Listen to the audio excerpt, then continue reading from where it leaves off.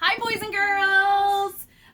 Technically, today, I know it's spring break anyways, but technically a lot of people would have had today off of work anyways, because we celebrate Easter over this coming weekend, if that's something your family celebrates. So I hope you have a really good holiday over the weekend and take some time to enjoy your family, which you've been doing for weeks anyways. But I have our last little book on perspective. It's kind of a funny one. We like it at our house, and there's some cool ideas that you can do with this book, and it's kind of just a fun one for a Friday. Yep. This one is called The Interrupting Chicken and the Elephant of Surprise. Now, we've read The Interrupting Chicken in class before. The Interrupting Chicken is where the little chicken is hearing bedtime stories from her dad and interrupts every single story to tell her own ending. We're gonna read this one. Maybe we'll do a sequel to The Interrupting Chicken and do one of those next week, just in case you might have forgotten that story. I feel like we did it in the very, very beginning of the school year. Maybe we could do a little more with it now. But this one's The Interrupting Chicken and the Elephant of Surprise. When we first got this book, Aaron would jump out of rooms and go, "Surprise, I'm an elephant!" And we all giggled. All right. Well, I giggled the first time, but then it started getting old. Little sisters, man. What are you going to do? All right. It was after school for Little Red Chicken. No corona there. They're still going to school. Yeah.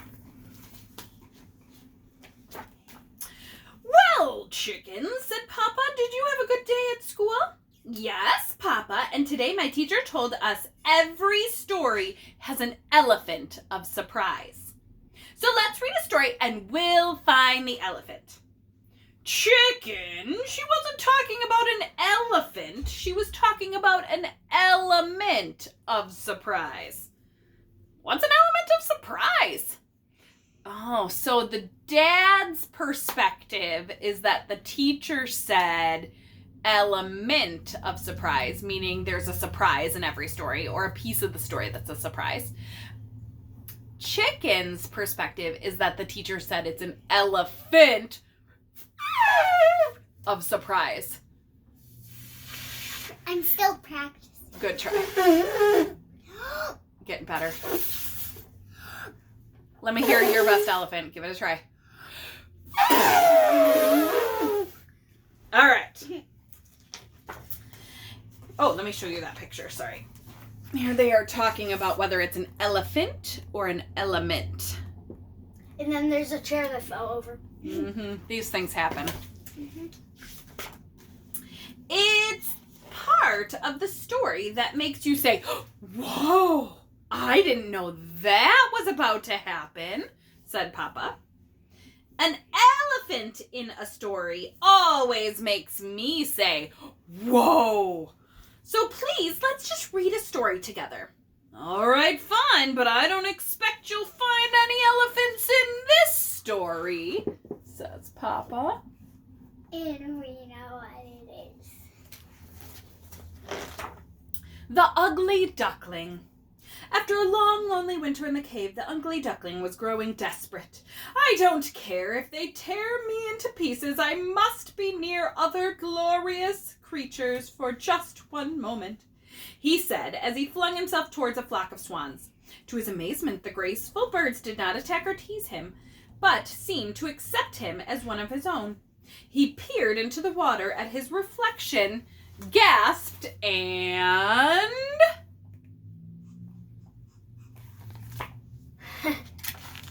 "Surprise! I'm an elephant!" "Thank you for finding me." "No problem. We learn all about you at school," said Chicken. Was there really an elephant in the Ugly Duckling? No. Goodness, no. "Chicken, there are no elephants in the Ugly Duckling." "Every good story has one. That's what my teacher said." "That's ridiculous," said Papa. "Is the Ugly Duckling a good story?" "Well, yes, but Then it must have an elephant of surprise. Let's try another book. Off he goes to find another book so that he can show off and find the elephant. You mean she? She, that's right. Chicken's a she. Rapunzel. Enchanted by Rapunzel's beautiful singing, the prince drew near the tower. He had waited for this night. Rapunzel, Rapunzel, he called, let down your hair. Silently, a braid of Rapunzel's hair slid down the wall. Come to me, my prince, called a melodious voice above. With all haste, the prince began to climb. When he reached Rapunzel, he gasped at his love and said, Surprise! I'm an elephant! surprise, I'm an elephant. Da, da, da, da. You've done it again. You're welcome, says Chicken. I'm an elephant walking.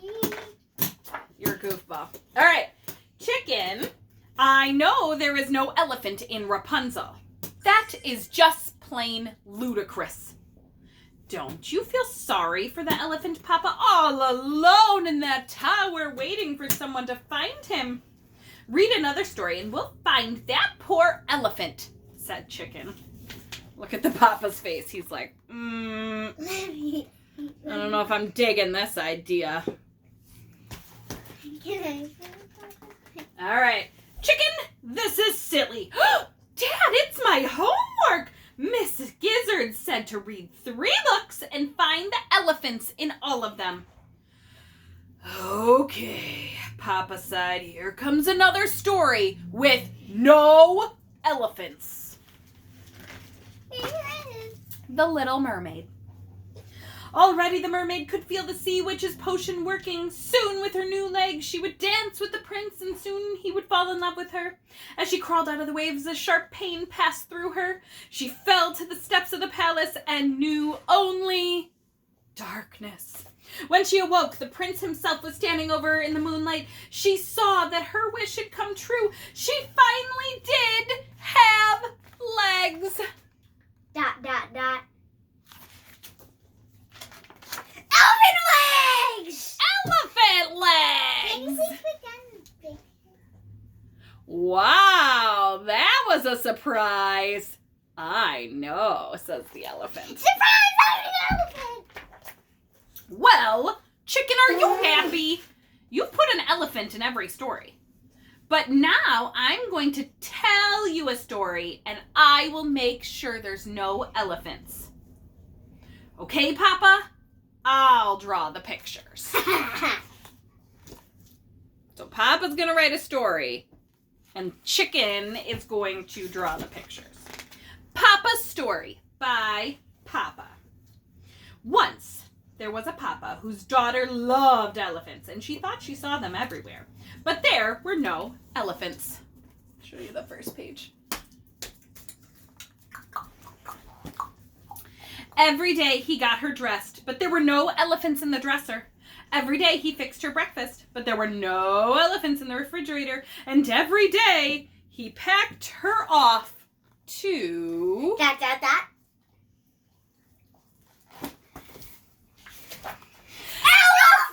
school! Elephant school.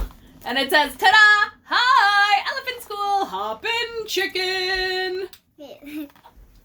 Chicken's actually not like your Papa and the elephant's like chicken. Oh, Papa, I knew there'd be an elephant in the story. So did I somehow, said Papa. And it was right at the end, said Chicken. What a great surprise.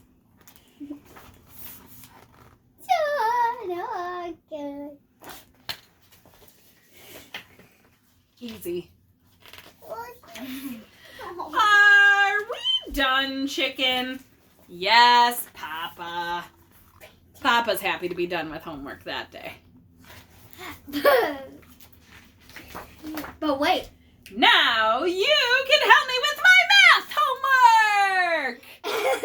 Look at Papa's face. Oh boy. Here we go again. Jinx! Knock on wood.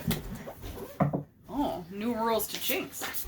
All right, here is your goal. I want you to draw a picture of your favorite story that mom or dad or grandma or whoever has read to you. I want you to draw your favorite part of that story, and I want you to add an element in it, an elephant of surprise. Add an elephant, and then you can add some words to your story. If you want, you can label the parts of your story, or, thanks, bud, or you can go through and write the words to a new story, whatever you're feeling like on a Friday. Surprise! It's an elephant! Surprise! It's an elephant! And now you have to write that because you said it. Uh, So keep up with your number game. I will post a picture or a video. I took one today of Aaron playing the number game on the 100 chart. And play those number games. Keep reading those books. Raz kids, sight words. Do what you're doing because everybody's awesome. Have a really good holiday and a nice weekend. Enjoy some time. Bye, guys. Bye!